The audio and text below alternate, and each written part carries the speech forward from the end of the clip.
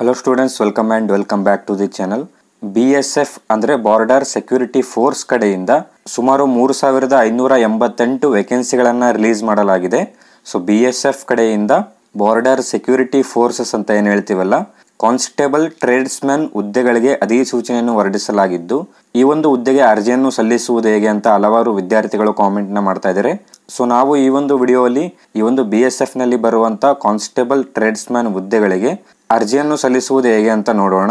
ಮತ್ತು ಅರ್ಜಿ ಸಲ್ಲಿಸುವುದಕ್ಕೆ ವಿದ್ಯಾರ್ಥಿಗಳಿಗೆ ಏನೆಲ್ಲ ವಿದ್ಯಾರ್ಹತೆ ಬೇಕು, ಅಪ್ಲಿಕೇಶನ್ ಫೀ ಎಷ್ಟಿರುತ್ತೆ, ಹಾಗೂ ಅರ್ಜಿ ಸಲ್ಲಿಸುವುದಕ್ಕೆ ಪ್ರಾರಂಭದ ದಿನಾಂಕ ಮತ್ತು ಕೊನೆಯ ದಿನಾಂಕ ಯಾವಾಗ ಇರುತ್ತೆ ಅಂತ ಎಲ್ಲ ಒಂದು ಇನ್ಫಾರ್ಮೇಶನ್ ಜೊತೆಗೆ ಅಪ್ಲೈ ಮಾಡುವುದು ಹೇಗೆ ಅಂತ ನೋಡೋಣ. ಓಕೆ, ವಿಡಿಯೋ ಶುರು ಮಾಡೋದಕ್ಕಿಂತ ಮುಂಚೆ ನೀವೇನಾದರೂ ನಮ್ಮ ಚಾನಲ್ಗೆ ಹೊಸದಾಗಿ ವಿಸಿಟ್ ಮಾಡ್ತಾ ಇದ್ದರೆ ಈ ಕೂಡಲೇ ಚಾನಲ್ಗೆ ಸಬ್ಸ್ಕ್ರೈಬ್ ಆಗಿ ಹಾಗೂ ವಿಡಿಯೋಗೊಂದು ಲೈಕ್ ಮಾಡಿ. ಮತ್ತು ನಮ್ಮ ಟೆಲಿಗ್ರಾಮ್ ಚಾನಲ್ಗೆ ಏನಾದರೂ ಜಾಯ್ನ್ ಆಗಿಲ್ಲ ಅಂದರೆ ಡಿಸ್ಕ್ರಿಪ್ಷನಲ್ಲಿ ಟೆಲಿಗ್ರಾಮ್ ಚಾನಲ್ ಲಿಂಕ್ ಇರುತ್ತೆ. ಆ ಒಂದು ಲಿಂಕ್ ಮೇಲೆ ನೀವು ಕ್ಲಿಕ್ ಮಾಡ್ಕೊಂಡ್ಬಿಟ್ಟು ಟೆಲಿಗ್ರಾಮ್ ಚಾನಲ್ಗೆ ಜಾಯ್ನ್ ಆಗಬೇಕಾಗತ್ತೆ. ಓಕೆ, ಬನ್ನಿ ವಿಡಿಯೋನ ಶುರು ಮಾಡೋಣ. ಓಕೆ, ಮೊದಲನೇದಾಗಿ ಟೋಟಲ್ ಪೋಸ್ಟ್ಗಳನ್ನು ನೋಡುವುದಾದರೆ 3588 ಟೋಟಲ್ ವೇಕೆನ್ಸಿಗಳಾಗಿರುತ್ತೆ. ಓಕೆ, ಅದಾದ ನಂತರ ಅಪ್ಲಿಕೇಶನ್ ಫೀ ಎಷ್ಟಿರುತ್ತೆ ಅಂತ ನೋಡುವುದಾದರೆ ಜನರಲ್ OBC EWS ವಿದ್ಯಾರ್ಥಿಗಳಿಗೆ 100 ರೂಪೀಸ್ ಅಪ್ಲಿಕೇಶನ್ ಫೀ ಇರುತ್ತೆ. ಹಾಗೂ SC ST ಮತ್ತು ಫೀಮೇಲ್ ವಿದ್ಯಾರ್ಥಿಗಳಿಗೆ ಯಾವುದೇ ಒಂದು ಅಪ್ಲಿಕೇಶನ್ ಫೀ ಇರಲ್ಲ, ನೀವು ಫ್ರೀಯಾಗಿ ಅಪ್ಲಿಕೇಶನ್ನ ಸಬ್ಮಿಟ್ ಮಾಡಬಹುದು. ಜನರಲ್ OBC EWS ವಿದ್ಯಾರ್ಥಿಗಳಿಗೆ 100 ರೂಪೀಸ್ ಅಪ್ಲಿಕೇಶನ್ ಫೀ ಇರುತ್ತೆ. SC ST ಮತ್ತು ಫೀಮೇಲ್ ಕ್ಯಾಂಡಿಡೇಟ್ಸ್ಗಳಿಗೆ ಅಪ್ಲಿಕೇಶನ್ ಫೀ ಇರಲ್ಲ. ಓಕೆ, ಅಪ್ಲೈ ಮಾಡುವುದಕ್ಕೆ ಪ್ರಾರಂಭದ ದಿನಾಂಕವನ್ನು ನೋಡುವುದಾದರೆ 26/7/2025 ಅಪ್ಲೈ ಮಾಡುವುದಕ್ಕೆ ಪ್ರಾರಂಭದ ದಿನಾಂಕವಾಗಿರುತ್ತೆ. ಮತ್ತು ಕೊನೆಯ ದಿನಾಂಕ ಬಂದು 24/8/2025 ಕೊನೆಯ ದಿನಾಂಕ ಆಗಿರುತ್ತೆ. ಆಲ್ಮೋಸ್ಟ್ ಒಂದು ತಿಂಗಳು ನಿಮಗೆ ಅಪ್ಲೈ ಮಾಡುವುದಕ್ಕೆ ಟೈಮ್ ಇರುತ್ತೆ. ಓಕೆ, ಅದಾದ ನಂತರ ಏಜ್ ಕ್ರಿಟೇರಿಯನ್ನು ನೋಡುವುದಾದರೆ ಮಿನಿಮಮ್ ಏಜ್ ಲಿಮಿಟ್ ಬಂದು 18 ವರ್ಷದ ವಿದ್ಯಾರ್ಥಿ ಆಗಿರಬೇಕಾಗುತ್ತೆ. ಆ್ಯಂಡ್ ಮ್ಯಾಕ್ಸಿಮಮ್ ಏಜ್ ಲಿಮಿಟ್ ಬಂದು 25 ವರ್ಷದ ವಿದ್ಯಾರ್ಥಿ ಆಗಿರಬೇಕಾಗುತ್ತೆ. ಆ್ಯಂಡ್ ಏಜ್ ರಿಲ್ಯಾಕ್ಸೇಷನ್ ಕೂಡ ಅಪ್ಲೈ ಆಗುತ್ತೆ. ಆಸ್ ಪರ್ ದ ರೂಲ್ಸ್ ನಿಮಗೆ ಏಜ್ ರಿಲ್ಯಾಕ್ಸೇಷನ್ ಕೂಡ ಅಪ್ಲೈ ಆಗುತ್ತೆ. ಓಕೆ, ಅದಾದ ನಂತರ ಮೇನ್ ಇಂಪಾರ್ಟೆಂಟ್ ಆಗಿ ಕ್ವಾಲಿಫಿಕೇಶನ್ ಅನ್ನು ನೋಡುವುದಾದರೆ ಈ ಒಂದು ಹುದ್ದೆಗೆ ಅರ್ಜಿನ ಸಲ್ಲಿಸ್ತಾ ಇರುವಂಥ ವಿದ್ಯಾರ್ಥಿಗಳ ಕ್ವಾಲಿಫಿಕೇಶನ್ ಏನಾಗಿರಬೇಕು ಅಂತ ನೋಡುವುದಾದರೆ for carpenter, plumber, painter, electrician, pump operator, upholster ಈ ಒಂದು ಹುದ್ದೆಗೆ ಅರ್ಜಿನ ಸಲ್ಲಿಸ್ತಾ ಇರುವಂಥ ವಿದ್ಯಾರ್ಥಿಗಳ ಕ್ವಾಲಿಫಿಕೇಶನ್ ಬಂದು ಮೆಟ್ರಿಕ್ಯುಲೇಷನ್ ಕಂಪ್ಲೀಟ್ ಆಗಿರಬೇಕಾಗತ್ತೆ. ಅಂದರೆ ನಿಮ್ಮ ಒಂದು 10th ಅನ್ನು ನೀವು ಕಂಪ್ಲೀಟ್ ಮಾಡಿರಬೇಕಾಗತ್ತೆ. ಅದರ ಜೊತೆಗೆ ನೀವು 2 years certificate course from industrial training institute ಅಂದರೆ SSLC ಜೊತೆಗೆ ನೀವು ITI ಕೋರ್ಸನ್ನು ಕಂಪ್ಲೀಟ್ ಮಾಡಿರಬೇಕಾಗತ್ತೆ. 2 years ITI ಕೋರ್ಸನ್ನು ನೀವು ಕಂಪ್ಲೀಟ್ ಮಾಡಿರಬೇಕಾಗತ್ತೆ. ಈ ಒಂದು carpenter, plumber, painter, electrician, pump operator ಮತ್ತು ಅಪೋಲ್ಸ್ಟರ್ ಈ ಒಂದು ಹುದ್ದೆಗೆ ಅರ್ಜಿನ ಸಲ್ಲಿಸ್ತಾ ಇರುವಂಥ ವಿದ್ಯಾರ್ಥಿಗಳು ನೀವು SSLC ಜೊತೆಗೆ ನಿಮ್ಮ ಒಂದು 2 years ITI ಕೂಡ ಕಂಪ್ಲೀಟ್ ಮಾಡಿರಬೇಕಾಗತ್ತೆ. ಅಥವಾ 1 year certificate course from industrial training institute ಅಂದರೆ ಅಥವಾ ನೀವು 1 year ITI ಕೂಡ ಕಂಪ್ಲೀಟ್ ಮಾಡಿದರೆ ನೀವು ಆರಾಮಾಗಿ ಅಪ್ಲೈನ ಮಾಡ್ಬೋದು. ಒಂದು ವೇಳೆ ನೀವೇನಾದರೂ ITI ಕಂಪ್ಲೀಟ್ ಆಗಿಲ್ಲ ಅಂತಂದರೆ ನಿಮ್ಮ ಒಂದು SSLC ಜೊತೆಗೆ government affiliated vocational institute with at least 1 year experience in the trade ಅಂತ ಕೇಳಿದರೆ, ಸೊ ಈ ಒಂದು ಟ್ರೇಡಲ್ಲಿ ನೀವು ಗವರ್ನಮೆಂಟ್ ಅಫಿಲಿಯೇಟೆಡ್ ವೊಕೇಶನಲ್ಲಿ ಕೋರ್ಸನ್ನು ಅಟ್ಲೀಸ್ಟ್ ನೀವು 1 ವರ್ಷ ಆದರೂ ಕಂಪ್ಲೀಟ್ ಮಾಡಿರಬೇಕಾಗತ್ತೆ. ಸೊ ನೀವು ಯಾವೊಂದು ಪೋಸ್ಟ್ಗೆ ಅರ್ಜಿನ ಸಲ್ಲಿಸ್ತಾ ಇದ್ದಾರಲ್ಲ ಆ ಒಂದು ಟ್ರೇಡಲ್ಲಿ ನೀವು ಅಟ್ಲೀಸ್ಟ್ 1 year ಎಕ್ಸ್ಪೀರಿಯನ್ಸನ್ನು ಹೊಂದಿರಬೇಕಾಗತ್ತೆ. ಓಕೆ, ಅದಾದ ನಂತರ ಕಾಬ್ಲರ್, ಟೈಲರ್, ವಾಷರ್ಮನ್, ಬಾರ್ಬರ್, ಸ್ವೀಪರ್ ಮತ್ತು ಕೋಜಿ ಈ ಒಂದು ಹುದ್ದೆಗೆ ಅರ್ಜಿನ ಸಲ್ಲಿಸ್ತಾ ಇರುವಂಥ ವಿದ್ಯಾರ್ಥಿಗಳ ಕ್ವಾಲಿಫಿಕೇಶನ್ ಬಂದು ಜಸ್ಟ್ ಮೆಟ್ರಿಕ್ಯುಲೇಷನ್ ಆಗಿರಬೇಕಾಗತ್ತೆ. ಅಂದರೆ ಜಸ್ಟ್ 10th ಪಾಸ್ ಆದರೆ ನೀವು ಈ ಒಂದು ಕಾಬ್ಲರ್, ಟೈಲರ್, ವಾಷರ್ಮನ್, ಬಾರ್ಬರ್, ಸ್ವೀಪರ್ ಮತ್ತು ಕೋಜಿ ಹುದ್ದೆಗೆ ಅರ್ಜಿಯನ್ನು ಸಲ್ಲಿಸಬಹುದು. ಜಸ್ಟ್ 10th ಪಾಸ್ ಆದರೆ ನೀವು ಈ ಒಂದು ಹುದ್ದೆಗೆ ಅರ್ಜಿಯನ್ನು ಸಲ್ಲಿಸಬಹುದು. ಓಕೆ, ಅದಾದ ನಂತರ ಸ್ಯಾಲ್ರಿ ಎಷ್ಟಿರುತ್ತೆ ಅಂತ ನೋಡೋದಾದರೆ ಒಂದು ವೇಳೆ ನೀವೇನಾದರೂ ಸೆಲೆಕ್ಟ್ ಆದರೆ ನಿಮ್ಮ ಒಂದು ಸ್ಯಾಲ್ರಿ ಬಂದು 21,700ರಿಂದ 69,100ರವರೆಗೆ ನಿಮ್ಮ ಒಂದು ಸ್ಯಾಲ್ರಿ ಇರುತ್ತೆ. ಆ್ಯಂಡ್ ಸೆಂಟ್ರಲ್ ಗೌರ್ನಮೆಂಟ್ ಅಲವೆನ್ಸ್ ಕೂಡ ಸಿಗುತ್ತೆ. ಇದರ ಜೊತೆಗೆ ನಿಮಗೆ ಸೆಂಟ್ರಲ್ ಗೌರ್ನಮೆಂಟ್ ಕಡೆಯಿಂದ ಅಲವೆನ್ಸ್ ಕೂಡ ನಿಮಗೆ ಸಿಗುತ್ತೆ. ಸೊ ಅದಾದ ನಂತರ ಮೇಲ್ಸ್ಗೆ 3,406 ಪೋಸ್ಟಸ್ ಆಗಿರುತ್ತೆ ಮತ್ತು ಫೀಮೇಲ್ಗೆ 182 ಪೋಸ್ಟ್ಗಳಾಗಿರುತ್ತೆ. ಓಕೆ, ಇದಿಷ್ಟು ಮೇನ್ ಇಂಪಾರ್ಟೆಂಟ್ ಆಗಿ ಈ ಒಂದು ಹುದ್ದೆಗೆ ಅರ್ಜಿನ ಸಲ್ಲಿಸ್ತಾ ಇರುವಂಥ ವಿದ್ಯಾರ್ಥಿಗಳಿಗೆ ಗೊತ್ತಿರಬೇಕಾದ ಇನ್ಫಾರ್ಮೇಷನ್ ಆಗಿರುತ್ತೆ. ಸೊ ಈ ಒಂದು ಇನ್ಫಾರ್ಮೇಷನ್ ಗೊತ್ತಿದ್ದರೆ ನೀವು ಆರಾಮಾಗಿ ಅರ್ಜಿನ ಸಲ್ಲಿಸಬಹುದು. ಸೊ ಅಪ್ಲೈ ಮಾಡುವುದಕ್ಕಿಂತ ಮುಂಚೆ ಈ ಒಂದು ಇನ್ಫಾರ್ಮೇಷನ್ಗಳನ್ನು ತಿಳ್ಕೊಂಡು ನೀವು ಅಪ್ಲೈನ ಮಾಡಬೇಕಾಗತ್ತೆ. ಆ್ಯಂಡ್ ಈ ಒಂದು ಹುದ್ದೆಯ ಕಂಪ್ಲೀಟ್ ನೋಟಿಫಿಕೇಶನ್ ನಮ್ಮ ಟೆಲಿಗ್ರಾಮಲ್ಲಿ ಇರುತ್ತೆ. ನಮ್ಮ ಟೆಲಿಗ್ರಾಮ್ಗೆ ಜಾಯ್ನ್ ಆಗಿಬಿಟ್ಟು ನೀವು ಈ ಒಂದು ಹುದ್ದೆಯ ಕಂಪ್ಲೀಟ್ ನೋಟಿಫಿಕೇಶನನ್ನು ನೋಡಬಹುದು. ಓಕೆ, ಇವಾಗ ನಾವು ಡೈರೆಕ್ಟಾಗಿ ಅಪ್ಲೈ ಮಾಡುವುದು ಹೇಗೆ ಅಂತ ನೋಡೋಣ. ಈ ಒಂದು ಹುದ್ದೆಗೆ ಅರ್ಜಿನ ಸಲ್ಲಿಸುವುದು ಹೇಗೆ ಅಂತ ನೋಡೋಣ. ಓಕೆ, ಅಪ್ಲೈ ಮಾಡೋದಕ್ಕೆ ನೀವು ಬ್ರೌಸರಲ್ಲಿ BSF ಅಂತ ಸರ್ಚ್ ಮಾಡಬೇಕಾಗುತ್ತೆ. ಸರ್ಚ್ ಮಾಡಿದಾಗ ನಿಮಗೆ ಇಲ್ಲಿ ಮೊದಲನೇದಾಗಿ BSF ಅಫಿಷಿಯಲ್ ವೆಬ್ಸೈಟ್ ಬಂದು ಶೋ ಆಗುತ್ತೆ. ಸೊ ಈ ಒಂದು ವೆಬ್ಸೈಟ್ನ ನೀವು ಸೆಲೆಕ್ಟ್ ಮಾಡ್ಕೊಳ್ಳಿ. ಆ್ಯಂಡ್ ಈ ಒಂದು ವೆಬ್ಸೈಟ್ ಲಿಂಕ್ ಬಂದು ಡಿಸ್ಕ್ರಿಪ್ಷನಲ್ಲಿ ಕೊಟ್ಟಿರ್ತೀನಿ. ಆ ಒಂದು ಲಿಂಕ್ನ ಯೂಸ್ ಮಾಡಿಕೊಂಡು ನೀವು ಡೈರೆಕ್ಟಾಗಿ ವಿಸಿಟ್ ಮಾಡ್ಬೋದು. ಓಕೆ, ವೆಬ್ಸೈಟ್ನ ಓಪನ್ ಮಾಡ್ಕೊಂಡಾಗ ನಿಮಗೆ ಈ ರೀತಿ ಪೇಜ್ ಓಪನ್ ಆಗುತ್ತೆ. ಆ್ಯಂಡ್ ನೀವು ಇಲ್ಲಿ ಕೆಳಗಡೆ ಸ್ಕ್ರೋಲ್ ಮಾಡ್ಕೊಳ್ಳಿ. ಕೆಳಗಡೆ ಸ್ಕ್ರೋಲ್ ಮಾಡ್ಕೊಂಡಾಗ ನೀವು ಇಲ್ಲಿ ನೋಡ್ಬೋದು ಕಾನ್ಸ್ಟೇಬಲ್ ಟ್ರೇಡ್ಸ್ಮನ್ ಅಂತ ಇಲ್ಲಿ ಶೋ ಆಗಿರುತ್ತಲ್ಲ, ಕೆಳಗಡೆ ಅಪ್ಲೈ ಇಯರ್ ಅಂತ ಇದೆಯಲ್ಲ, ಈ ಒಂದು ಆಪ್ಷನ್ ಮೇಲೆ ಕ್ಲಿಕ್ನ ಮಾಡ್ಕೊಳ್ಳಿ. ಓಕೆ, ಅಪ್ಲೈ ಇಯರ್ ಮೇಲೆ ಕ್ಲಿಕ್ ಮಾಡ್ಕೊಂಡಾಗ ನಿಮಗೆ ಈ ರೀತಿ ಪೇಜ್ ಓಪನ್ ಆಗುತ್ತೆ.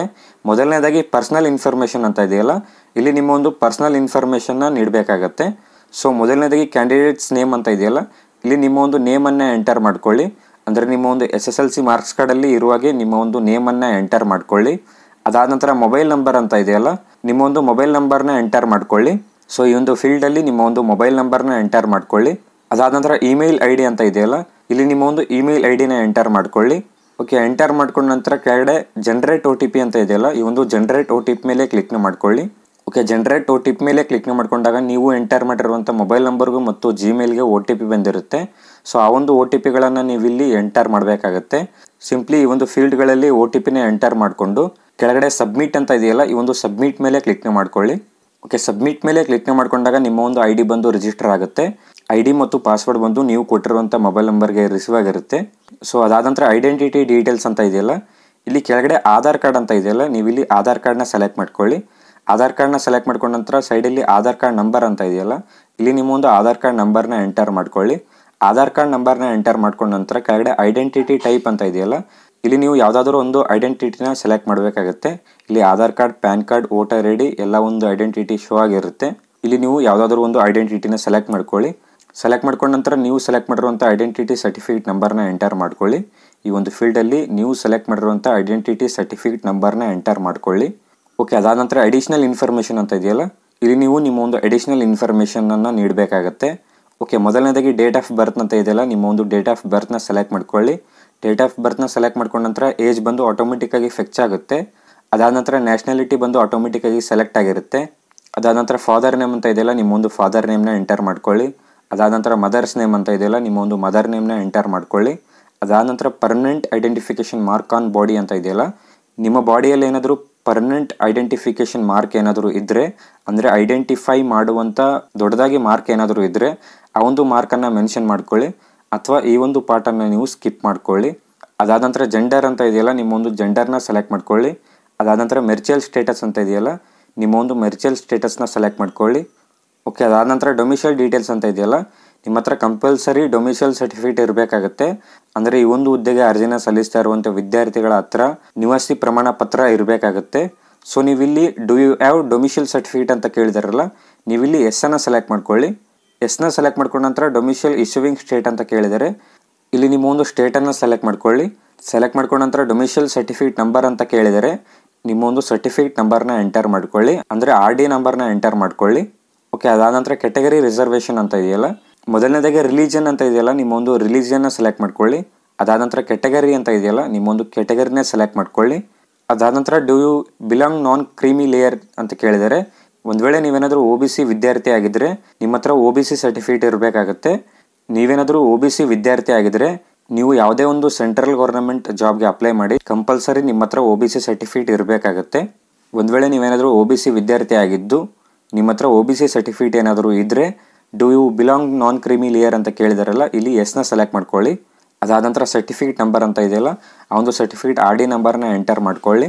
ಅದಾದ ನಂತರ ಸರ್ಟಿಫಿಕೇಟ್ ಇಶ್ಯೂವಿಂಗ್ ಸ್ಟೇಟ್ ಅಂತ ಕೇಳಿದಾರಲ್ಲ, ನಿಮ್ಮ ಒಂದು ಸರ್ಟಿಫಿಕೇಟ್ ಇಶ್ಯೂವಿಂಗ್ ಸ್ಟೇಟ್ನ ಸೆಲೆಕ್ಟ್ ಮಾಡ್ಕೊಳ್ಳಿ, ಅಂದರೆ ಕರ್ನಾಟಕನ ಸೆಲೆಕ್ಟ್ ಮಾಡ್ಕೊಳ್ಳಿ. ಅದಾದ ನಂತರ ಸರ್ಟಿಫಿಕೇಟ್ ಇಶ್ಯೂವಿಂಗ್ ಡಿಸ್ಟಿಕ್ ಅಂತ ಕೇಳಿದಾರಲ್ಲ, ನಿಮ್ಮ ಒಂದು ಡಿಸ್ಟಿಕ್ನ ಸೆಲೆಕ್ಟ್ ಮಾಡ್ಕೊಳ್ಳಿ. ಅದಾದ ನಂತರ ಸರ್ಟಿಫಿಕೇಟ್ ಇಶ್ಯೂವಿಂಗ್ ಅಥಾರಿಟಿ ಅಂತ ಕೇಳಿದಾರಲ್ಲ, ಯಾವೊಂದು ಅಥಾರಿಟಿಯಿಂದ ಸರ್ಟಿಫಿಕೇಟ್ನ ತೊಗೊಂಡಿದ್ದಾರೆ ಅಂತ ಕೇಳಿದರೆ ನೀವಿಲ್ಲಿ ಆ ಒಂದು ಅಥಾರಿಟಿನ ಸೆಲೆಕ್ಟ್ ಮಾಡ್ಕೊಳ್ಳಿ. ಅದಾದ ನಂತರ ಸರ್ಟಿಫಿಕೇಟ್ ಇಶ್ಯೂವಿಂಗ್ ಡೇಟ್ ಅಂತ ಕೇಳಿದರೆ ನೀವು ಸರ್ಟಿಫಿಕೇಟ್ ಪಡೆದಿರುವಂಥ ಡೇಟ್ ಬಂದು ಸರ್ಟಿಫಿಕೇಟಲ್ಲಿ ಮೆನ್ಷನ್ ಆಗಿರುತ್ತೆ, ಆ ಒಂದು ಡೇಟನ್ನು ನೀವು ಇಲ್ಲಿ ಮೆನ್ಷನ್ ಮಾಡ್ಕೊಳ್ಳಿ.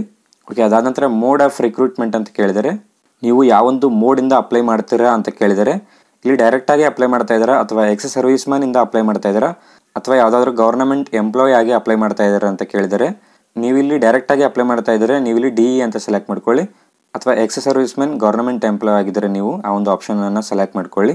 ಓಕೆ, ಅದಾದ ನಂತರ ಸಬ್ ಕ್ಯಾಟಗರಿ ರಿಸರ್ವೇಷನ್ ಅಂತ ಇದೆಯಲ್ಲ, ಅರಿವೇ ಎಕ್ಸ್ ಸರ್ವಿಸ್ ಮ್ಯಾನ್ ಅಂತ ಕೇಳಿದರೆ ನಾವಿಲ್ಲಿ ಡೈರೆಕ್ಟಾಗಿ ಅಪ್ಲೈ ಮಾಡ್ತಾ ಇರೋದರಿಂದ ಇಲ್ಲಿ ನೋ ಅಂತ ಸೆಲೆಕ್ಟ್ ಆಗಿದೆ. ನೀವೇನಾದರೂ ಎಕ್ಸ್ ಸರ್ವಿಸ್ ಮ್ಯಾನ್ ಆಗಿದ್ದರೆ ಇಲ್ಲಿ ಎಸ್ನ ಸೆಲೆಕ್ಟ್ ಮಾಡಿಕೊಂಡು ನಿಮ್ಮ ಒಂದು ಡೀಟೇಲ್ಸ್ನ ಎಂಟರ್ ಮಾಡ್ಕೊಳ್ಳಿ. ಓಕೆ, ನಿಮ್ಮ ಎಲ್ಲ ಒಂದು ಡೀಟೇಲ್ಸ್ನ ಎಂಟರ್ ಮಾಡ್ಕೊಂಡ ನಂತರ ಸಿಂಪ್ಲಿ ಕೆಳಗಡೆ ಸೇವ್ ಆ್ಯಂಡ್ ನೆಕ್ಸ್ಟ್ ಅಂತ ಇದೆಯಲ್ಲ, ಈ ಒಂದು ಸೇವ್ ಆ್ಯಂಡ್ ನೆಕ್ಸ್ಟ್ ಮೇಲೆ ಕ್ಲಿಕ್ನ ಮಾಡ್ಕೊಳ್ಳಿ. ಓಕೆ, ಸೇವ್ ಆ್ಯಂಡ್ ನೆಕ್ಸ್ಟ್ ಮೇಲೆ ಕ್ಲಿಕ್ನ ಮಾಡ್ಕೊಂಡ ನಂತರ ನಿಮಗೆ ಈ ರೀತಿ ಪೇಜ್ ಓಪನ್ ಆಗುತ್ತೆ. ಇಲ್ಲಿ ಅಡ್ರೆಸ್ ಡೀಟೇಲ್ಸ್ ಅಂತ ಇದೆಯಲ್ಲ, ಇಲ್ಲಿ ನಿಮ್ಮ ಒಂದು ಅಡ್ರೆಸ್ ಡೀಟೇಲ್ಸನ್ನು ನೀಡಬೇಕಾಗತ್ತೆ. ಸೊ ಮೊದಲನೇದಾಗಿ ಪರ್ಮನೆಂಟ್ ಅಡ್ರೆಸ್ ಅಂತ ಇದೆಯಲ್ಲ, ಇಲ್ಲಿ ನಿಮ್ಮ ಒಂದು ಪರ್ಮನೆಂಟ್ ಅಡ್ರೆಸ್ನ ಎಂಟರ್ ಮಾಡ್ಕೊಳ್ಳಿ. ಇಲ್ಲಿ ನಿಮ್ಮ ಒಂದು ಪರ್ಮನೆಂಟ್ ಅಡ್ರೆಸ್ನ ನೀವು ಫಿಲ್ ಮಾಡಬೇಕಾಗುತ್ತೆ. ಸೊ ಮೊದಲನೇದಾಗಿ ಪಿನ್ ಕೋಡ್ ಅಂತ ಇದೆಯಲ್ಲ, ನಿಮ್ಮೊಂದು ಪಿನ್ ಕೋಡ್ನ ಎಂಟರ್ ಮಾಡ್ಕೊಳ್ಳಿ. ಅದಾದ ನಂತರ ಸ್ಟೇಟ್ ಅಂತ ಇದೆಯಲ್ಲ, ನಿಮ್ಮೊಂದು ಸ್ಟೇಟ್ನ ಸೆಲೆಕ್ಟ್ ಮಾಡ್ಕೊಳ್ಳಿ. ಡಿಸ್ಟಿಕ್ನ ಸೆಲೆಕ್ಟ್ ಮಾಡ್ಕೊಳ್ಳಿ. ಹಾಗೂ ವಿಲೇಜ್ ಮತ್ತು ಸಿಟಿ ಅಂತ ಇದೆಯಲ್ಲ, ವಿಲೇಜ್ ಮತ್ತು ಸಿಟಿಯನ್ನು ಎಂಟರ್ ಮಾಡ್ಕೊಳ್ಳಿ. ಅದಾದ ನಂತರ ಪೊಲೀಸ್ ಸ್ಟೇಷನ್ ಅಂತ ಇದೆಯಲ್ಲ, ಈ ಒಂದು ಫೀಲ್ಡ್ ಬಂದು ಮ್ಯಾಂಡೇಟರಿ ಇಲ್ಲ, ಇದನ್ನು ಸ್ಕಿಪ್ ಮಾಡಬಹುದು. ಅದಾದ ನಂತರ ಪೋಸ್ಟ್ ಆಫೀಸ್ ಅಂತ ಇದೆಯಲ್ಲ, ನಿಮ್ಮ ಒಂದು ಪ್ಲೇಸಲ್ಲೇ ಪೋಸ್ಟ್ ಆಫೀಸ್ ಇದ್ದರೆ ಆ ಒಂದು ಪ್ಲೇಸ್ ನೇಮ್ನ ಫಿಲ್ ಮಾಡ್ಕೊಳ್ಳಿ. ಅಥವಾ ಬೇರೆ ಒಂದು ಊರಲ್ಲೇ ಪೋಸ್ಟ್ ಆಫೀಸ್ ಏನಾದರೂ ಇದ್ದರೆ ಆ ಒಂದು ಪ್ಲೇಸ್ ನೇಮನ್ನು ಮೆನ್ಷನ್ ಮಾಡ್ಕೊಳ್ಳಿ. ಅದಾದ ನಂತರ ತಹಸೀಲ್ ಅಂತ ಕೇಳಿದರೆ ನಿಮ್ಮೊಂದು ತಹಸೀಲ್ ಯಾವೊಂದು ತಾಲೂಕಲ್ಲಿ ಬರುತ್ತೆ ಆ ಒಂದು ತಾಲೂಕನ್ನು ನೀವು ಇಲ್ಲಿ ಫಿಲ್ ಮಾಡ್ಕೊಳ್ಳಿ. ಓಕೆ, ಅದಾದ ನಂತರ ಕರೆಸ್ಪಾಂಡೆನ್ಸ್ ಅಡ್ರೆಸ್ ಅಂತ ಕೇಳಿದಾರಲ್ಲ, ಇಲ್ಲಿ ಕೆಳಗಡೆ ಸೇಮ್ ಆ್ಯಸ್ ಪರ್ಮನೆಂಟ್ ಅಡ್ರೆಸ್ ಅಂತ ಕೇಳಿದರೆ ನಿಮ್ಮೊಂದು ಪರ್ಮನೆಂಟ್ ಅಡ್ರೆಸ್ ಮತ್ತು ಕರೆಸ್ಪಾಂಡೆನ್ಸ್ ಅಡ್ರೆಸ್ ಎರಡೂ ಅಡ್ರೆಸ್ ಏನಾದರೂ ಸೇಮ್ ಆಗಿದ್ದರೆ ನೀವಿಲ್ಲಿ ಸೇಮ್ ಆ್ಯಸ್ ಪರ್ಮನೆಂಟ್ ಅಡ್ರೆಸ್ ಅಂತ ಸೆಲೆಕ್ಟ್ ಮಾಡಬೇಕಾಗತ್ತೆ. ಅಥವಾ ಎರಡೂ ಅಡ್ರೆಸ್ ಬೇರೆ ಬೇರೆ ಆಗಿದ್ದರೆ ಪರ್ಮನೆಂಟ್ ಅಡ್ರೆಸ್ ಮತ್ತು ಕರೆಸ್ಪಾಂಡೆನ್ಸ್ ಅಡ್ರೆಸ್ ಎರಡೂ ಅಡ್ರೆಸ್ ಬೇರೆ ಬೇರೆ ಆಗಿದ್ದರೆ ನೀವಿಲ್ಲಿ ಮ್ಯಾನ್ಯುವಲ್ ಆಗಿ ಎಂಟರ್ ಮಾಡಬೇಕಾಗತ್ತೆ. ಒಂದು ವೇಳೆ ಎರಡು ಅಡ್ರೆಸ್ ಏನಾದರೂ ಸೇಮ್ ಆಗಿದ್ದರೆ ನೀವಿಲ್ಲಿ ಸೇಮ್ ಆ್ಯಸ್ ಪರ್ಮನೆಂಟ್ ಅಡ್ರೆಸ್ ಅಂತ ಸೆಲೆಕ್ಟ್ ಮಾಡ್ಕೊಳ್ಳಿ. ಓಕೆ, ಸೆಲೆಕ್ಟ್ ಮಾಡ್ಕೊಂಡ ನಂತರ ಕೆಳಗಡೆ ಸೇವ್ ಆ್ಯಂಡ್ ನೆಕ್ಸ್ಟ್ ಅಂತ ಇದೆಯಲ್ಲ, ಮತ್ತೆ ನೀವು ಸೇವ್ ಆ್ಯಂಡ್ ನೆಕ್ಸ್ಟ್ ಮೇಲೆ ಕ್ಲಿಕ್ನ ಮಾಡ್ಕೊಳ್ಳಿ. ಓಕೆ, ಸೇವ್ ಆ್ಯಂಡ್ ನೆಕ್ಸ್ಟ್ ಮೇಲೆ ಕ್ಲಿಕ್ನ ಮಾಡ್ಕೊಂಡ ನಂತರ ನಿಮಗೆ ಇಲ್ಲಿ ಅದರ್ ಡೀಟೇಲ್ಸ್ ಅಂತ ಕೇಳಿದ್ದಾರೆ. ಓಕೆ, ಮೊದಲನೇದಾಗಿ do you have NCC certificate ಅಂತ ಕೇಳಿದ್ದಾರೆ. ನೀವೇನಾದರೂ NCC ಕೋರ್ಸನ್ನು ಕಂಪ್ಲೀಟ್ ಮಾಡಿದರೆ ಆ ಒಂದು ಸರ್ಟಿಫಿಕೇಟ್ ನಿಮಗೆ ನೀಡಲಾಗುತ್ತೆ. ನೀವೇನಾದರೂ NCC ಕೋರ್ಸನ್ನು ಕಂಪ್ಲೀಟ್ ಮಾಡಿದರೆ ನೀವಿಲ್ಲಿ ಎಸ್ನ ಸೆಲೆಕ್ಟ್ ಮಾಡ್ಕೊಳ್ಳಿ. ಅಥವಾ ಕಂಪ್ಲೀಟ್ ಮಾಡಿಲ್ಲ ಅಂತಂದರೆ ನೀವಿಲ್ಲಿ ನೋನ ಸೆಲೆಕ್ಟ್ ಮಾಡ್ಕೊಳ್ಳಿ. ಅದಾದ ನಂತರ do you have sport achievement ಅಂತ ಕೇಳಿದರೆ ನಿಮ್ಮ ಹತ್ರ ಏನಾದರೂ ಸ್ಪೋರ್ಟ್ಸ್ ಅಚೀವ್ಮೆಂಟ್ ಏನಾದರೂ ಇದ್ದರೆ ನೀವಿಲ್ಲಿ ಎಸ್ನ ಸೆಲೆಕ್ಟ್ ಮಾಡ್ಕೊಳ್ಳಿ ಅಥವಾ ನೋನ ಸೆಲೆಕ್ಟ್ ಮಾಡ್ಕೊಳ್ಳಿ. ಓಕೆ, ಅದಾದ ನಂತರ ಫಿಸಿಕಲ್ ಸ್ಟ್ಯಾಂಡರ್ಡ್ಸ್ ಅಂತ ಕೇಳಿದ್ದಾರೆ. ಸೊ ಮೊದಲನೇದಾಗಿ ಐಟ್ ಅಂತ ಕೇಳಿದಾರಲ್ಲ, ನಿಮ್ಮ ಒಂದು ಐಟ್ನ ಸೆಂಟಿಮೀಟರಲ್ಲಿ ಎಂಟರ್ ಮಾಡ್ಕೊಳ್ಳಿ. ಅದಾದ ನಂತರ ಚೆಸ್ಟ್ ಅಂತ ಕೇಳಿದಾರಲ್ಲ, ಓನ್ಲಿ ಮೇಲ್, ನಿಮ್ಮೊಂದು ಚೆಸ್ಟ್ ಸೆಂಟಿಮೀಟರ್ನ ಎಂಟರ್ ಮಾಡ್ಕೊಳ್ಳಿ. ಅದಾದ ನಂತರ ವೆಯ್ಟ್ ಅಂತ ಕೇಳಿದಾರಲ್ಲ, ನಿಮ್ಮೊಂದು ವೆಯ್ಟನ್ನು ಎಂಟರ್ ಮಾಡ್ಕೊಳ್ಳಿ. ಅದಾದ ನಂತರ ಬ್ಲ್ಯಾಕ್ ಲಿಸ್ಟ್ ಡಿಕ್ಲರೇಷನ್ ಅಂತ ಕೇಳಿದಾರಲ್ಲ, is there any criminal case pending against you ಅಂತ ಕೇಳಿದರೆ ನಿಮ್ಮ ಮೇಲೆ ಯಾವುದಾದ್ರೂ ಕ್ರಿಮಿನಲ್ ಕೇಸ್ ಇದೆ ಅಂತ ಕೇಳಿದರೆ ಒಂದು ವೇಳೆ ಕೇಸ್ ಏನಾದರೂ ಇದ್ದರೆ ನೀವಿಲ್ಲಿ ಎಸ್ನ ಸೆಲೆಕ್ಟ್ ಮಾಡ್ಕೊಳ್ಳಿ ಅಥವಾ ನೋನ ಸೆಲೆಕ್ಟ್ ಮಾಡ್ಕೊಳ್ಳಿ. ಓಕೆ, ಸೆಲೆಕ್ಟ್ ಮಾಡ್ಕೊಂಡ ನಂತರ ಕೆಳಗಡೆ ಸೇವ್ ಆ್ಯಂಡ್ ನೆಕ್ಸ್ಟ್ ಅಂತ ಇದೆಯಲ್ಲ, ಈ ಒಂದು ಸೇವ್ ಆ್ಯಂಡ್ ನೆಕ್ಸ್ಟ್ ಮೇಲೆ ಕ್ಲಿಕ್ನ ಮಾಡ್ಕೊಳ್ಳಿ. ಓಕೆ, ಸೇವ್ ಆ್ಯಂಡ್ ನೆಕ್ಸ್ಟ್ ಮೇಲೆ ಕ್ಲಿಕ್ನ ಮಾಡ್ಕೊಂಡ ನಂತರ ನಿಮಗೆ ಇಲ್ಲಿ ನೆಕ್ಸ್ಟ್ ಸ್ಟೆಪ್ಪಲ್ಲಿ ಕ್ವಾಲಿಫಿಕೇಷನ್ ಡೀಟೇಲ್ಸ್ ಅಂತ ಇದೆಯಲ್ಲ, ನಿಮ್ಮ ಒಂದು ಕ್ವಾಲಿಫಿಕೇಷನ್ ಡೀಟೇಲ್ಸನ್ನು ನೀವು ನೀಡಬೇಕಾಗತ್ತೆ. ಓಕೆ, ಮೊದಲನೇದಾಗಿ ಕ್ವಾಲಿಫಿಕೇಷನ್ ಟೈಪ್ ಅಂತ ಇದೆಯಲ್ಲ, ಇಲ್ಲಿ ನಿಮ್ಮ ಒಂದು ಕ್ವಾಲಿಫಿಕೇಷನ್ನ ಸೆಲೆಕ್ಟ್ ಮಾಡ್ಕೊಳ್ಳಿ. ಸೊ 10th ಮೇಲೆ ಅಪ್ಲೈ ಮಾಡ್ತಾ ಇದ್ದರೆ ನೀವು 10th ಸೆಲೆಕ್ಟ್ ಮಾಡ್ಕೊಳ್ಳಿ.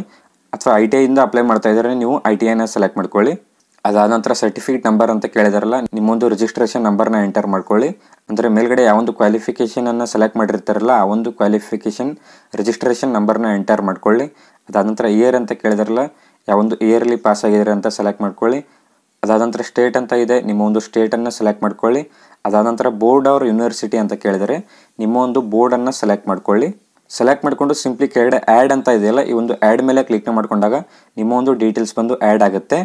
ಸೊ ಇಲ್ಲಿ ಕೆಲವೊಂದು ಜಾಬ್ಗಳಿಗೆ 10th ಮತ್ತು ITI ಕೋರ್ಸ್ ನೀಡಿರೋದರಿಂದ ನೀವಿಲ್ಲಿ 10th ಮತ್ತು ITI ಕ್ವಾಲಿಫಿಕೇಷನನ್ನು ಸೆಲೆಕ್ಟ್ ಮಾಡಬೇಕಾಗತ್ತೆ. ಮೊದಲು 10th ಕೋರ್ಸನ್ನು ಸೆಲೆಕ್ಟ್ ಮಾಡಿಕೊಂಡು ಆ್ಯಡ್ ಮಾಡಿಕೊಂಡು ಅದಾದ ನಂತರ ನೀವು ITI ಕೋರ್ಸನ್ನು ಸೆಲೆಕ್ಟ್ ಮಾಡಿಕೊಂಡು ಮತ್ತೆ ಆ್ಯಡ್ ಮಾಡಬೇಕಾಗತ್ತೆ. ಯಾರೆಲ್ಲ SSLC ಮತ್ತು ITI ಜಾಬ್ಗಳಿಗೆ ಅಪ್ಲೈ ಮಾಡ್ತಾ ಇದ್ದಾರಲ್ಲ ಅಂಥ ಒಂದು ವಿದ್ಯಾರ್ಥಿಗಳು ನೀವು SSLC ಮತ್ತು ITI ಕ್ವಾಲಿಫಿಕೇಷನ್ ಡೀಟೇಲ್ಸನ್ನು ಎಂಟರ್ ಮಾಡಬೇಕಾಗತ್ತೆ. ಓಕೆ, ಎಂಟರ್ ಮಾಡ್ಕೊಂಡ ನಂತರ ಕೆಳಗಡೆ ನೆಕ್ಸ್ಟ್ ಅಂತ ಇದೆಯಲ್ಲ, ಈ ಒಂದು ನೆಕ್ಸ್ಟ್ ಮೇಲೆ ಕ್ಲಿಕ್ನ ಮಾಡ್ಕೊಳ್ಳಿ. ಓಕೆ, ನೆಕ್ಸ್ಟ್ ಮೇಲೆ ಕ್ಲಿಕ್ನ ಮಾಡ್ಕೊಂಡ ನಂತರ ನಿಮಗೆ ಇಲ್ಲಿ ಆರ್ ಯು ಎಂಪ್ಲಾಯ್ಡ್ ಅಂತ ಕೇಳಿದರೆ ನೀವೇನಾದರೂ ಎಂಪ್ಲಾಯ್ ಆಗಿದ್ದರೆ ಎಸ್ನ ಸೆಲೆಕ್ಟ್ ಮಾಡ್ಕೊಳ್ಳಿ ಅಥವಾ ನೋನ ಸೆಲೆಕ್ಟ್ ಮಾಡ್ಕೊಳ್ಳಿ. ಸೆಲೆಕ್ಟ್ ಮಾಡ್ಕೊಂಡ ನಂತರ ಸೇವ್ ಅಂತ ಇದೆಯಲ್ಲ, ಈ ಒಂದು ಸೇವ್ ಮೇಲೆ ಕ್ಲಿಕ್ನ ಮಾಡ್ಕೊಳ್ಳಿ. ಓಕೆ, ನೆಕ್ಸ್ಟ್ ಮೇಲೆ ಕ್ಲಿಕ್ನ ಮಾಡ್ಕೊಂಡ ನಂತರ ಅಪ್ಲೋಡ್ ಡಾಕ್ಯುಮೆಂಟ್ಸ್ ಅಂತ ಇದೆಯಲ್ಲ, ಇಲ್ಲಿ ನಿಮ್ಮೊಂದು ಡಾಕ್ಯುಮೆಂಟ್ಸನ್ನು ಅಪ್ಲೋಡ್ ಮಾಡುವ ಪ್ರೋಸೆಸ್ ಇರುತ್ತೆ. ಸಿಂಪ್ಲಿ ಇಲ್ಲಿ ಕೇಳಿರುವಂಥ ಡಾಕ್ಯುಮೆಂಟ್ಸನ್ನು ಅಪ್ಲೋಡ್ ಮಾಡ್ಕೊಳ್ಳಿ. ಮೊದಲನೇದಾಗಿ ಅಪ್ಲೋಡ್ ಫೋಟೋ ಅಂತ ಇದೆಯಲ್ಲ, ನಿಮ್ಮೊಂದು ಫೋಟೋನ ಅಪ್ಲೋಡ್ ಮಾಡಬೇಕಾಗತ್ತೆ. ಅದಾದ ನಂತರ ಅಪ್ಲೋಡ್ ಸಿಗ್ನೇಚರ್ ಅಂತ ಇದೆಯಲ್ಲ, ನಿಮ್ಮೊಂದು ಸಿಗ್ನೇಚರ್ ಅಪ್ಲೋಡ್ ಮಾಡಬೇಕಾಗತ್ತೆ. ಅದಾದ ನಂತರ SSC ಮೆಟ್ರಿಕ್ ಹೈಸ್ಕೂಲ್ ಸರ್ಟಿಫಿಕೇಟ್ ಅಂತ ಕೇಳಿದಾರಲ್ಲ, ನಿಮ್ಮೊಂದು SSLC ಮಾರ್ಕ್ಸ್ ಕಾರ್ಡನ್ನು ಅಪ್ಲೋಡ್ ಮಾಡಬೇಕಾಗತ್ತೆ. ಅದಾದ ನಂತರ ಅಪ್ಲೋಡ್ ಕ್ಯಾಸ್ಟ್ EWS ಸರ್ಟಿಫಿಕೇಟ್ ಅಂತ ಕೇಳಿದಾರಲ್ಲ, ನಿಮ್ಮೊಂದು ಕ್ಯಾಸ್ಟ್ ಸರ್ಟಿಫಿಕೇಟನ್ನು ಅಪ್ಲೋಡ್ ಮಾಡಬೇಕಾಗತ್ತೆ. ಹಾಗೂ ಫೋಟೋ ಸೈಜ್ ಬಂದು 30 KB ಇಂದ 100 KBಯ ಒಳಗಡೆ ಇರಬೇಕಾಗತ್ತೆ. ಹಾಗೂ ಸಿಗ್ನೇಚರ್ ಸೈಜ್ ಬಂದು 20 KB ಇಂದ 50 KBಯ ಒಳಗಡೆ ಇರಬೇಕಾಗತ್ತೆ. ಹಾಗೂ ಕ್ವಾಲಿಫಿಕೇಷನ್ ಸರ್ಟಿಫಿಕೇಟ್ ಮತ್ತು ಕ್ಯಾಸ್ಟ್ ಸರ್ಟಿಫಿಕೇಟ್ ಎಕ್ಸ್ಪೀರಿಯನ್ಸ್ ಸರ್ಟಿಫಿಕೇಟ್ ಬಂದು 30 KB ಇಂದ 100 KBಯ ಒಳಗಡೆ ಇರಬೇಕಾಗುತ್ತೆ.